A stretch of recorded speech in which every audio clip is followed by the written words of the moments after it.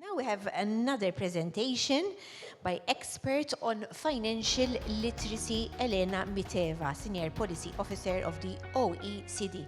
She couldn't be with us, so we'll watch her clip.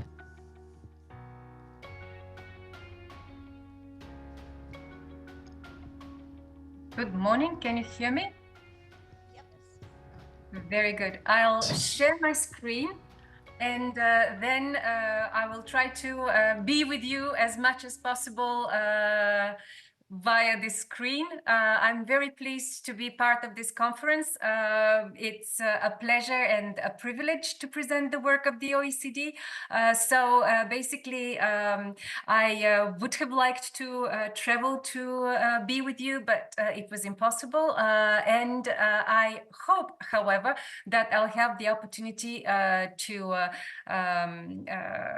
work with colleagues from Malta in the future, given their membership in our main networks, and also opportunities for cooperation, which we are currently exploring. So thank you for having me, and let me now start sharing my slides.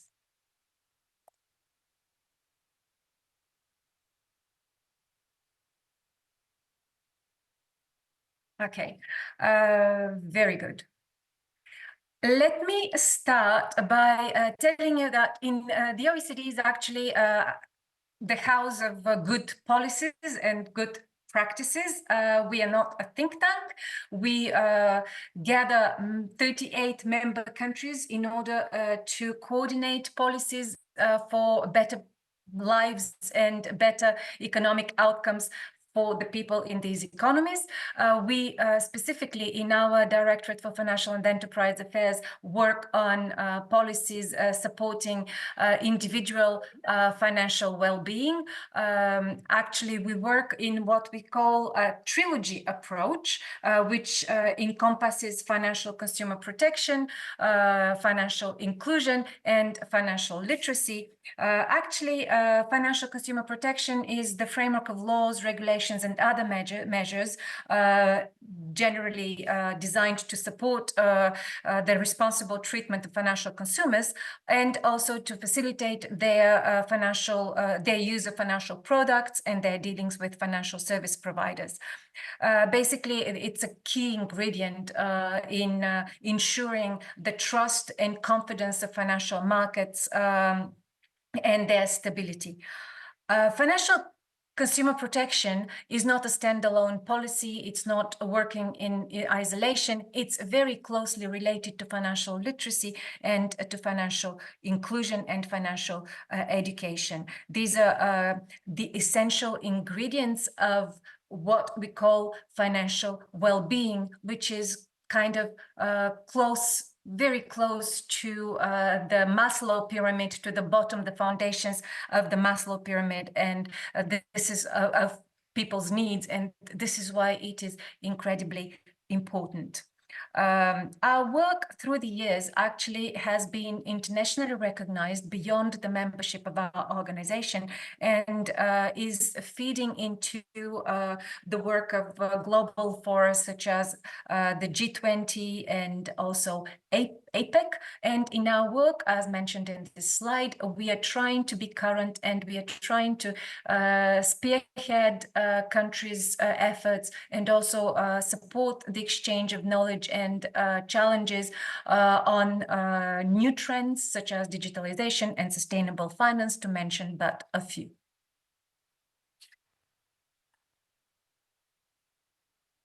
Okay.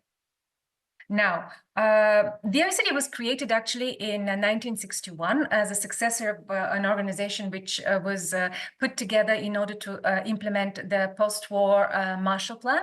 And this organization, this initial organization, was very, very successful. And that's why members basically decided that they need to continue working together. So we have over 50 years of experience, and we have basically worked in the framework of different OECD bodies, committees, working groups, global fora, and we had through the years developed various instruments in various policies and walks of economic life, spanning finance, environment, health, social policies, taxation, etc., all the way to entrepreneurship, microfinance, etc. Actually, we cover all the areas a government can cover besides defense and culture. Our work on financial literacy and financial consumer protection follows the general scheme of the OECD work. We have a G20 OECD Task Force on Financial Consumer Protection, which was established in the wake of the 2008 global financial crisis, which not only brings together representatives of 38 OECD member countries, but also members of the G20 and Financial Stability Board jurisdictions. The task force actually is supporting a key OECD instrument, which is called the High-Level Principles on Financial Consumer Protection. They're not only OECD principles, they're also part of the G20 endorsed documents, and they're really quite, they're really quite close to current developments because they have been updated in 2022. And for the work on financial literacy, we have a global forum, which is called the International Network on Financial Education, and which is really global, meaning that we have over 130 countries represented in this network through about 300 institutions, over 300 institutions. For example, Malta is also part of this international network, which we call INFE, actually, using its abbreviation. We have the Ministry of Education and Employment, and also ÇEMMA as part of the Ministry of Solidarity and Social Justice, which are regular members of INFE. So it is important also to say that the work of these two bodies, the task force and the International Financial Education Network, feed into what is called the Global Partnership on Financial Inclusion of the G20, which is focusing on these particular issues. For the OECD INFE, we work in the framework of the 2020 OECD recommendation on financial literacy. That's the OECD instrument. And it's very important to say that actually this is a single reference point if you would like to have a holistic perspective on good practices, good policies, and recommendations in the field of financial literacy. Through the years, we started working on financial literacy actually at the beginning of the 2000s, in 2002 to be specific, and we formulated different principles, recommendations, and instruments which we decided that we need to streamline and we need to include them in this comprehensive recommendation, which was adopted by OECD members in 2020. This recommendation focuses on key areas which are very important for policymakers and which have proven to be extremely useful in delivering more effective financial education to populations around the world. One is national strategies for financial literacy. They enable the possibility to have a coordinated approach with specific governance, funding, and effective use of resources across stakeholders, because we know that financial literacy resources are scarce in terms of human resources, but also in terms of funding, while the needs of the population in terms of financial literacy are really huge. This is why national strategies are extremely important, and also experience shows that they have been very useful. Financial literacy and the various sectors of the financial landscape are the second key area of the recommendation, and how we can deliver more effectively financial literacy programs is another important area of the recommendation. Well, I mentioned already about the national strategies, and given that I have only 15 minutes, I'll skip this slide. We also work in terms of competencies that we need to help develop in the population through financial education initiatives in order to enable people to achieve greater financial literacy levels, make better financial decisions, and achieve financial well-being and resilience. We have recently, last year and the year before, 2022 and 2023, adopted competence frameworks together with the EU on financial literacy of adults, and followed by competence framework for financial literacy of children. So now we basically in the OECD, we cannot manage what we cannot measure. That's something that is very basic in our work. We focus very much on evidence and data collection so that we can understand how our policies fare, how we need to progress in the future, what we can improve, and how to improve it. So for financial literacy, we are applying a similar approach. Basically, we work in the framework of an instrument, a questionnaire, which has been recently adapted and is including much more questions and a focus on digitalization, greater focus on financial well-being and resilience, which are the ultimate goals of financial education. And this questionnaire has specific methodological notes helping survey companies and governments to implement it. We have carried out 3 surveys based on this questionnaire, and I'm going to present the results of the latest survey. The latest survey actually included 39 countries, of which 20 were members of the OECD and 8 were G20 countries, plus additional countries. We also are very grateful to some of our donors who have helped us finance the financial literacy service in some countries in which it was impossible to raise the funding locally to participate in this survey. Now, the OECD survey is focusing on a more granular approach compared to other surveys which are available internationally. We speak in terms of financial literacy, which is a combination of awareness, knowledge, and skills, but also attitudes and behaviors enabling people to make sound financial decisions.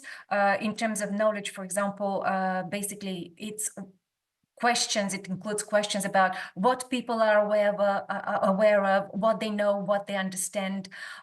In terms of behaviors, we focus on the active choices and actions of people to manage their funds and their daily life. And in terms of attitudes, we speak more of in terms of confidence, motivation, willingness to apply long-term approach to finances.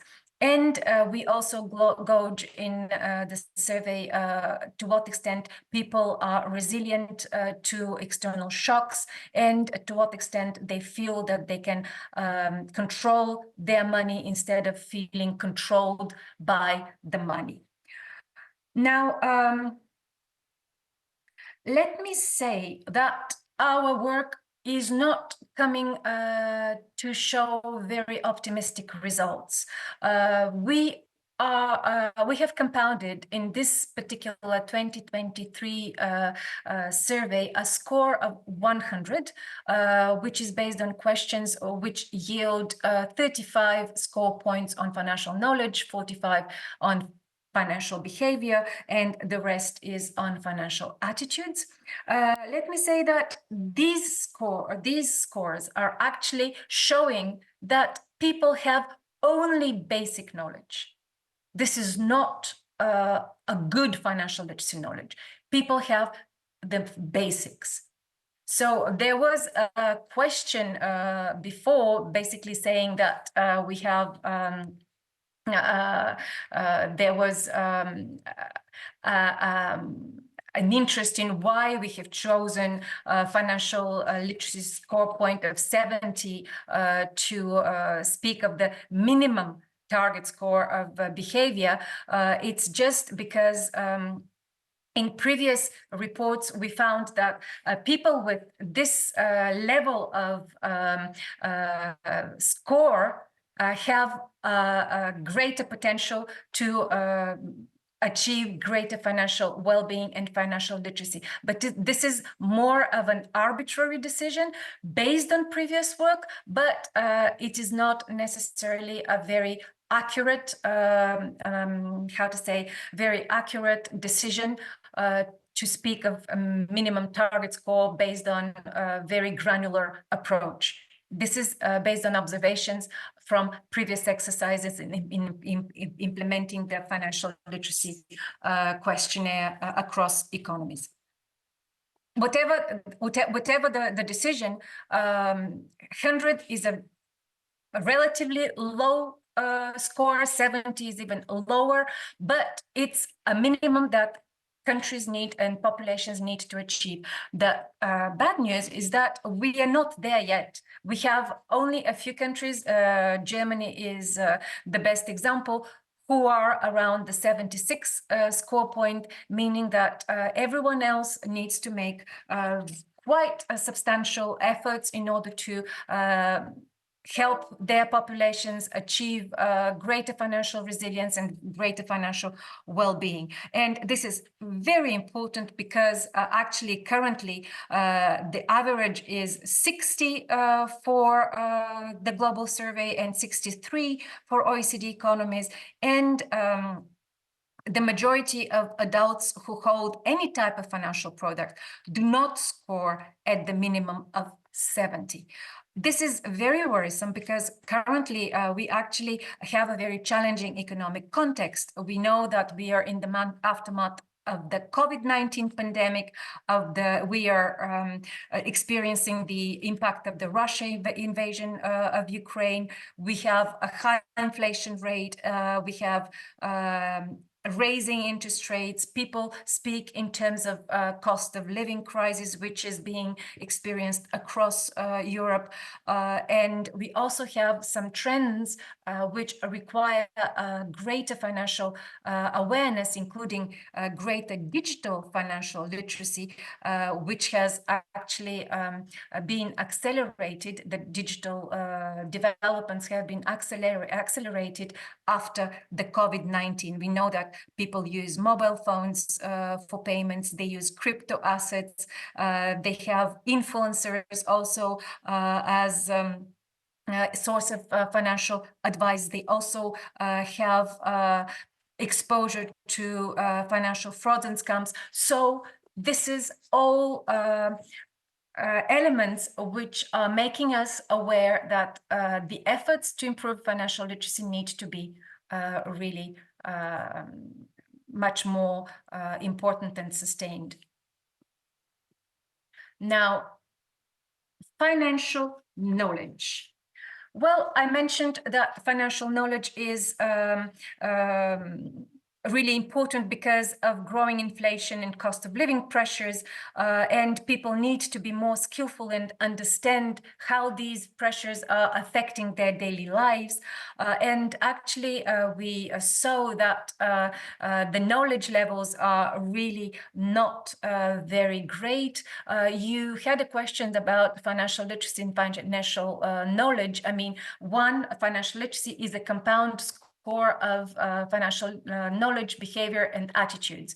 Financial knowledge focuses only on the knowledge and skills of people in their financial decisions in their daily lives. So these are two different things. For example, you can be surprised, but a country can have a higher financial literacy score, even though the financial knowledge score is lower, just because, and this happens quite often in poorer countries, just because people have better behaviors and better attitudes.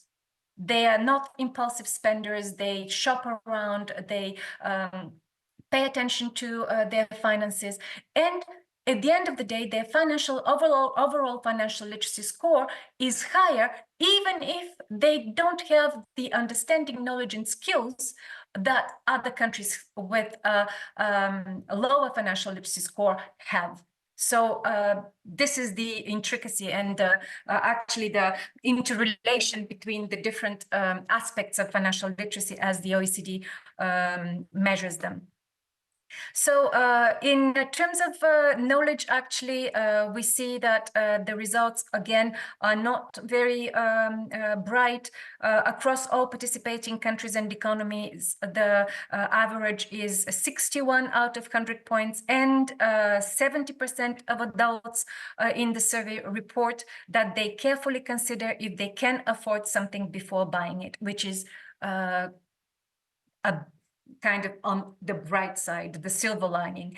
In terms of financial knowledge, it is important to note that even though the financial knowledge score is not very optimistic, we're not very optimistic based on the score, there is a change in terms of people understanding of inflation, because inflation and interest rates are important components of financial knowledge. So probably because of the COVID-19 impact and the current environment of higher inflation and higher interest rates, there is an observation showing that across the 16 countries which provided data, there is an increase of the understanding of inflation based on the previous survey. So now, financial behavior. This is more the way in which we manage actually the capacity and the reality of people planning and managing their financial resources and their ability and their willingness to make active choices in order to pay their bills on time, to avoid falling into arrears, to save and ensure long-term planning, to make considered purchases. So this score is based on the results of people's responses on questionnaires gauging these behaviors. So the average financial behavior score across participating countries is at 61%, at 61, and this is again quite low.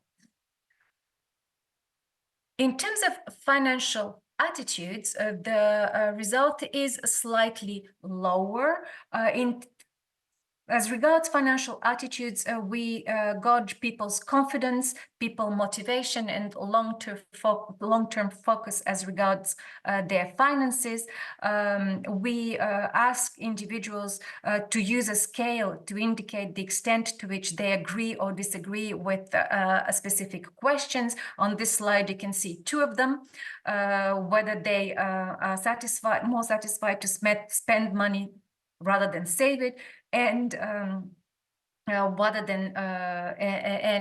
whether they actually tend to live for today instead of thinking of the long term. Our objective is to receive as many as possible negative responses, but I have to admit that the score in this particular area is again under the 100 score maximum score level. In the OECD, we also decided that we need to have an idea of how the different socioeconomic backgrounds of individuals affect their financial literacy. Actually, in this table, we show the score point difference associated with the background of the respondent. And we see that financial literacy levels are higher among adults with higher incomes and higher education. I mean, the results speak for themselves.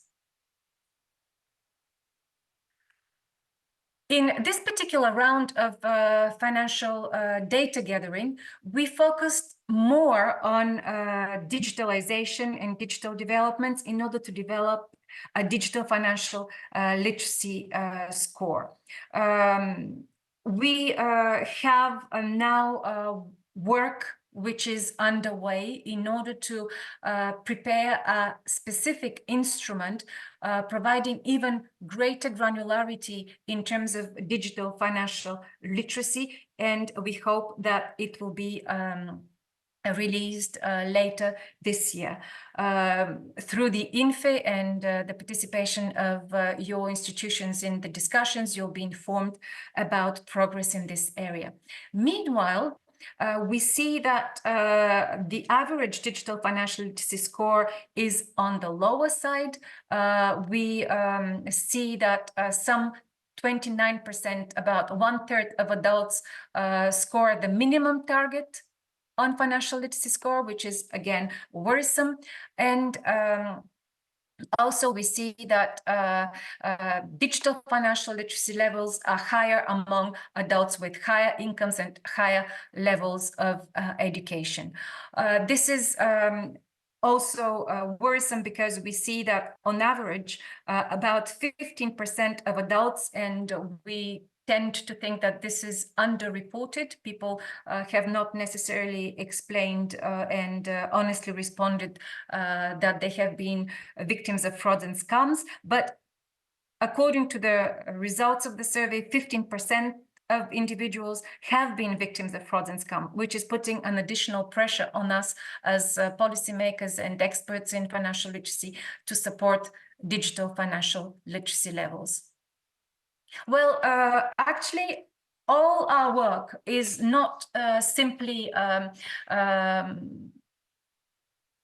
for the sake of greater financial literacy. It's financial literacy is a means to an end, which is financial well-being.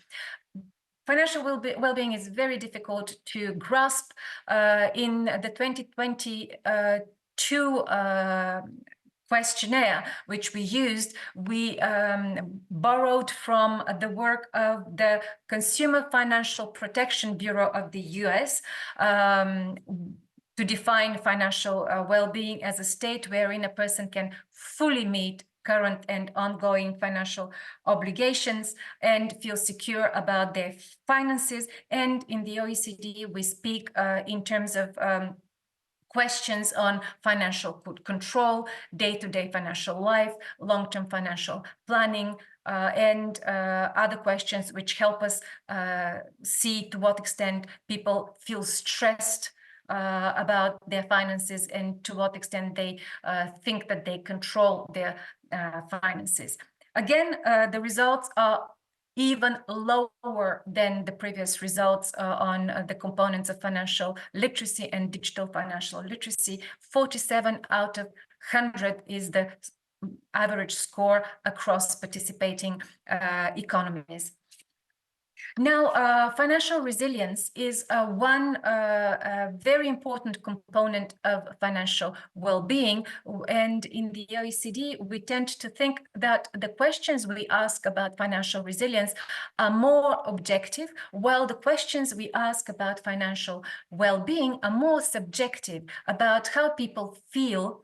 There are 8 questions on financial well-being showing how people feel about their financing, while the questions on financial resilience actually tend to ask questions to what extent, for how long they can survive without having recourse to borrowing from financial institutions or from their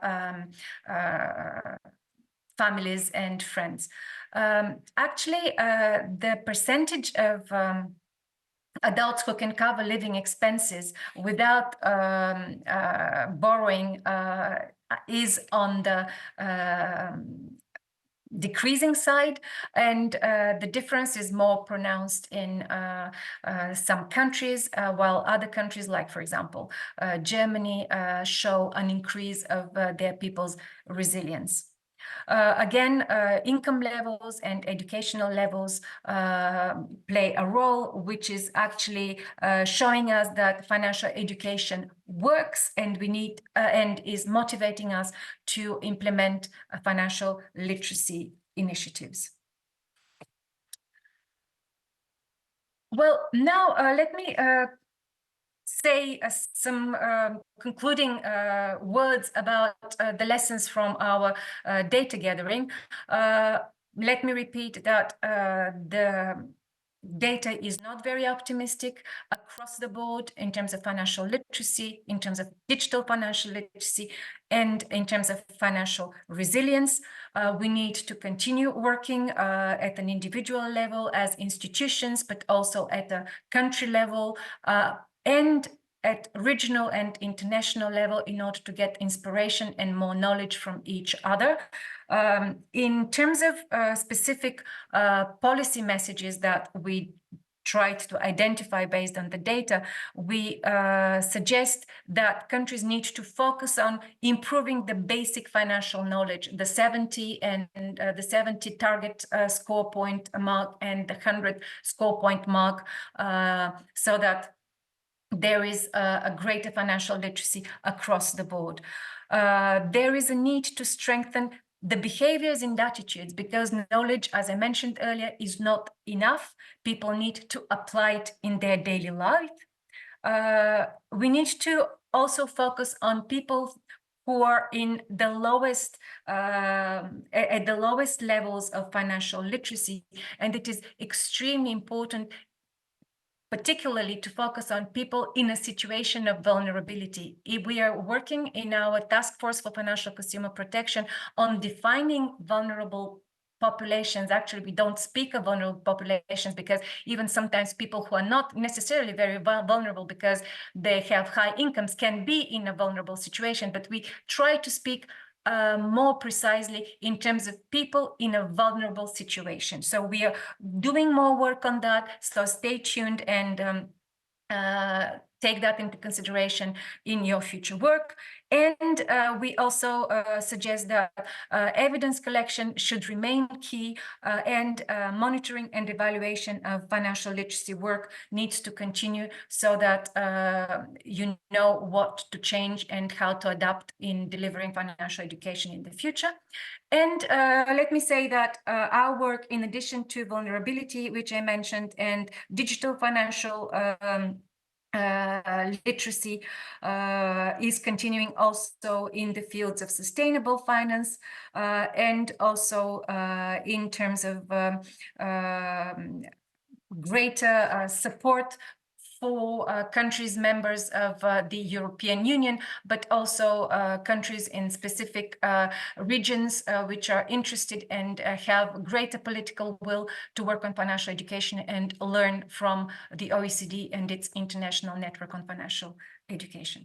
Thank you very much for your attention.